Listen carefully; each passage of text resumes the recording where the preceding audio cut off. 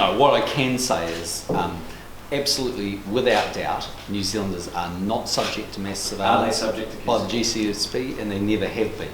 What I can say is that yes, there are databases that New Zealand intelligence agencies might be able to access, but the information that would be in that database would be for legitimate and legal reasons. So there'd be a particular reason why a person's in there. For instance, they could be a person of interest because they are in a foreign location fighting for rebels, or they could be incidental to what's going on, but there never has been any mass surveillance, and New Zealand does not gather mass information and provide it to any international. But that program can be used to access massive amounts of New Zealand. Does the GCSB have access to XP score or not? Well, I'm not going to go through the individual programs that we have. Why not? Because there's very good reason why we don't. We don't go through the intelligence capability that we have. But what we do is we abide by the law, and the law forbids GCSB to carry out mass surveillance. It never has, and actually, as has been demonstrated over the last 24 hours, the government's position on this has been absolutely right. We've never undertaken mass surveillance. We have got a program called Cortex running over specific entities providing cyber protection, but there never has been, and there's never any evidence to support the view. And I might make the point last night, there wasn't any evidence to support these claims. They're just simply not right. The point in question is there mass surveillance? There is no mass surveillance of New Zealand. There never has been mass surveillance. I'm just not going to go into, no former Prime Minister's ever gone into the particular techniques we use, but the law is very clear. And I might make the point that even a database that we might want to access in an international environment still requires New Zealand agencies to follow the law. We can't use an international agency to circumvent the law, and the GCSB is very clear. You have to have a warrant to access information about a New Zealand. He said that he could look at New Zealanders' communications when he was using the XP score program. Well, Edward Snowden may be right about one point, that if he looked in a database, there would be some New Zealand content in there for very legitimate and legal reasons. But the point he's making was that there was mass surveillance about New Zealanders and their information, and that is fundamentally and factually incorrect, and he didn't provide any evidence to support that claim. What about mass collection? So you're talking about mass surveillance. There's no mass collection either. So our agencies don't do any collection of Not of New Zealanders. Not of New Zealand. Isn't it about mass access, being able to enter an email address and accessing the data of that particular person? No, the claim was made was that there is mass collection of New Zealand data about New Zealanders and put into an international database. That's factually incorrect. Now, in an international database, for very good reasons, there will be some New Zealand content in there, because if a New Zealand person goes into an environment like Syria and is of particular interest to the New Zealand authorities, we would gather information about that and we'd absolutely share it with our partners for very good reason. If incidentally somebody contacts somebody that's of interest, that may be there. Or there may be different rules in different countries that allow a certain amount of information to be gathered, which would, of course, across the cohort of nations around the world, include some New Zealanders. But there is no mass surveillance, never has been. GCSB doesn't have the physical capability to do that.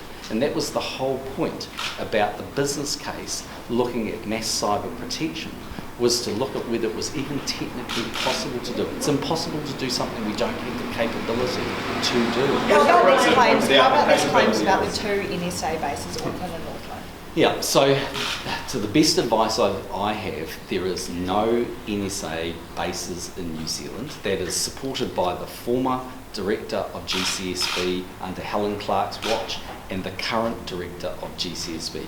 None of them believe there is any NSA base in New Zealand. You're categorically ruling that out? Categorically. I mean, I have taken the course that you expect me to, which is to check one more time with the director of GCSB, and the advice he's given me is there are no NSA bases. And again, last night you saw, whoever it was, Edward Snowden or Julius Assange, making the claim with absolutely no supporting evidence. So what we're seeing is, if I just finish one point, what we're seeing in this whole debate is a bunch of foreigners coming into town 3 or 4 days before an election, at a time where New Zealanders want to have a legitimate debate about the future of our country, and what they're doing is making completely unsubstantiated claims. And what the government's done, rightfully so, is actually provide the evidence to New Zealanders, which is not being refuted by the others, and it absolutely shoots down their arguments. So if they wanted to come and present to us the evidence that supports their claims, last night was their chance. The eyes of the New Zealand public and the media were on their meeting, and they utterly failed to do anything other than provide rhetoric. You've declassified some documents, but Yep. cherry picking the information that you give us. No, I'm not doing that. What I have done is what every Prime Minister would do.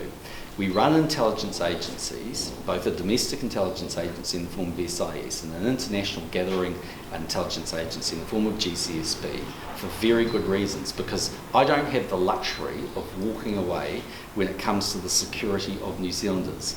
The guys on the stage last night might have that luxury, but actually my responsibility, and it's a responsibility I take very seriously, is to keep New Zealanders safe. And where information is legitimately required, yes, we gather that information. We use it to protect New Zealanders and their interests. But what I did do last night was had a situation where you had someone coming into town making a claim that there was widespread mass surveillance through a program that never went ahead. And it was very important for me, again, to demonstrate to you, because one of the things that's happening in this campaign is you're seeing people making wild claims. And as soon as the government actually responds with the facts, then the accusation is, oh, the government shouldn't respond with the facts. But We're the they're people also making provide. claims about XP scores, so respond with facts to that. Yes, so a very, very good reason, and if you can look around the world, you won't see any international leader in the Five Eyes or beyond that commenting on the particular programs and sources that they You use. said that So just on that there's a question, massive question mark over your No, it doesn't. credibility, what you're saying around. So if you can't rule out that program, then who knows what you're Okay, the subject to? issue is not a program. The issue is the data in the program. The issue, it's like saying, you know, if I want to drive from Dunedin to Christchurch, the issue isn't whether I go there in a bus or I go there in a car. The question is where I go. So all I can tell you is the claim that there is mass surveillance about New Zealanders is not true. It's never. Is Peter Dunn saying the law should be amended? He would like to see the law amended so it specifically Well, he states- voted for the law. I know he did. So and he's he voted deep for the law. concerns about it, so he's saying Well- he would like to see, as the person that gave the Yeah. legislation the one Okay. vote it needed, it actually specifically spells out in the legislation that mass surveillance is illegal. Well, the point there is there's a number of controlling factors in there. So if you go and have a look at what the law basically states, and you look at my third reading speech and the conditions that I've given, I've made it quite clear that yes, when it comes to cyber protection, because that's really the bit of the law he's talking about, it's about cyber protection, that within the cyber protection I've always said that it would be entity-based, it would be a two-step process, it would be at the invitation of the entity that's there, and unless there were very good reasons, if any content was looked at, the individual has to look at that. That's the process that I'm following as Prime Minister. If he wants to go and have a discussion about something else, he's welcome to. If that's the case, why not just amend the law and make it and state it rather than, you've laid out some protection on my view, that's my interpretation of the law. He's welcome to come back and have a talk to us. But that is what he thinks the future law might look like, vis-a-vis a bunch of claims which are fundamentally and factually not correct. Last night on stage, you had three guys basically making absolutely fanciful claims. If they could go out there and show New Zealanders, here's where these, mythical bases are, this is what New Zealand's doing in this space, despite what your Prime Minister tells you. I talk about myself in the third person. All of that sort of stuff. At least we could see what their evidence is. But they got on the stage with the eyes of the media and the public on them, and they utterly failed to do anything other than talk. I'm sorry, but that's just not correct. Are there any stations run, not by NSA necessarily, but by any members of Five Eyes or any other agencies connected to anyone to do with Five Eyes? No, the only bases that operate in New Zealand that I'm aware of are the New Zealand ones. What's spear gun? What's a spear gun site then? Operatives in any of those facilities? Sorry, what was that? Does the NSA have operatives in any of those facilities? I'm not going to talk about their capability or their people. We exchange people from time to time, so I'm going to go through that. It's a technical matter, but it's not. We don't operate a base. with NSA people. But yes, there are NSA operatives working out of New Zealand. I wouldn't necessarily say that. PGCSB agents are trained in the new civics test score. Bruce Ferguson confirmed that today. I don't know, you'd have to go and ask them. I'm just not going to comment on that stuff. What is spear? Okay, so spear gun was a proposal that never became a business case to look at wholesale cyber security protection. So what would have been required under spear gun would have been the gold standard of looking at email traffic that was coming in to see whether it contained any malware or viruses. It ultimately would have spat out the emails that contained that and provided protection.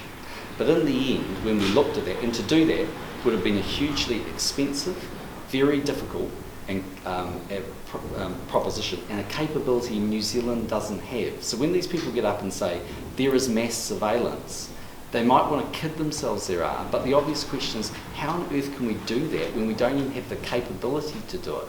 What we ultimately did was said, when it comes to spear gun, in my opinion, I see it set too far. I don't even want to see the business case, and I'll set it as a much narrower thing over an entity. At the invitation of that entity, we did that, and that's called Cortex. There is no spear gun.